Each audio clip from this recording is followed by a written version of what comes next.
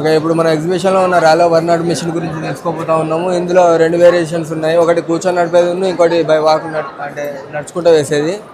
దీని స్పెసిఫికేషన్, దీని క్వాలిటీస్ ఏంటి, దాని ఏంటి అనేది పూర్తి వివరాలు వారిని అడిగి తెలుసుకున్నాం సార్. నమస్తే అండి.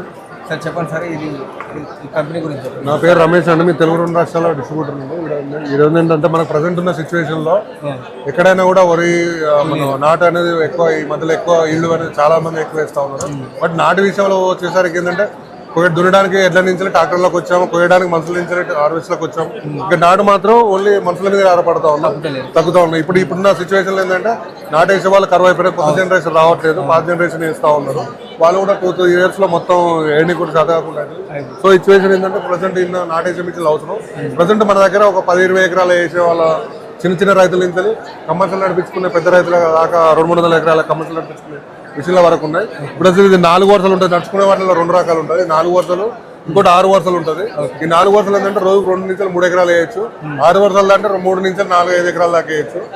ప్లస్ రైడాన్ వచ్చేసి 8 ఎకరాల దాకా వేయచ్చు. ఒక సీజన్ లో రైడాన్ అయితే 200-300 ఎకరాలు వేయచ్చు. 6 వరుసలు అయితే రోజు 60-70 ఎకరాల దాకా వేయచ్చు ఒక సీజన్ లో. ఇదైతే ఒక 30-40 ఎకరాల వరకు వేయచ్చు. సో మనకి ఏంటంటే ఒక 10 ఎకరాలు 20 ఎకరాలు ఉన్న రైతు, ఫర్ ఎగ్జాంపుల్ 10 ఎకరాల రైతు వేసుకుంటే ఒక ఎకరానికి ఫర్ ఎగ్జాంపుల్ 10 ఎకరాలకు 50,000 దాకా అవుతుంది. బట్ ఏంటంటే మిషన్తో తీసుకుంటే ఏంటంటే 10 ఇంటూ ఒక ఎకరానికి 200 చొప్పున అంటే 2-3 వేల రూపాయలతోనే అయిపోతుంది. అంటే ఒక 2 సీజన్లు పెట్టే డబ్బులను మొత్తం దీన్ని పెట్టుకుంటే బాగా తేరిపోతుంది టోటల్. ఇంకొకటి ఏంటంటే మీకు ఎలాంటి నర్సరీ పోసే విధానం, సర్వీస్ పోసే విధానం, మిషన్ నడిపే విధానం అంతా వచ్చి మీ బాయ్ దగ్గర వచ్చి ఇప్పుడు దీనిలో మెయిన్ గా డిసడ్వాంటేజ్ వచ్చేసి ఈ ట్రైలర్ల పెంచడము, ఈ బెడ్ సిస్టమ్ అంటే చాలా మంది రైతులు ఇంకా అలవాటు పడలేదు. ఇంతకుముందు నేను కూడా ఒక వీడియో చేసిండే సార్, అంటే నా ఛానల్లో. మరి అంటే సాధారణంగా తక్కువ రేట్లో అదే చాలా మంది అదే అనుకుంటా ఉంటారు, నర్సరీ అనేది పెంచడం కష్టం అనుకుంటా ఉంటారు. కానీ నర్సరీ పెంచడం చాలా ఈజీ. ఎందుకంటే జనరల్గా ఏంటంటే 1-2-10 ఎకరాల రైతు ఉన్నాను అనుకుంటే 1-2-3 గంటలలో అలకేస్తూ ఉంటారు. పీకడానికి 10 రోజుల్లో ఎకరానికి పీకడానికి చాలా మంది ఏంటంటే నారు వేయడం, పీకే వేసే మిషన్ ఉందా తీసుకుంటా ఉంటారు. కానీ 10 ఎకరాలు పీకడానికి 10 రోజుల్లో 20 మంది కూలీలు పెట్టాలి పీకేయాలంటే.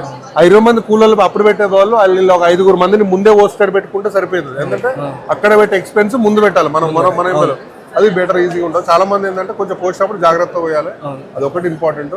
ఎందుకంటే అప్డేట్ కావాల్సిందే. రాబోయే కాలంలో కూలి వాళ్ళు ఎవరు దొరకరు.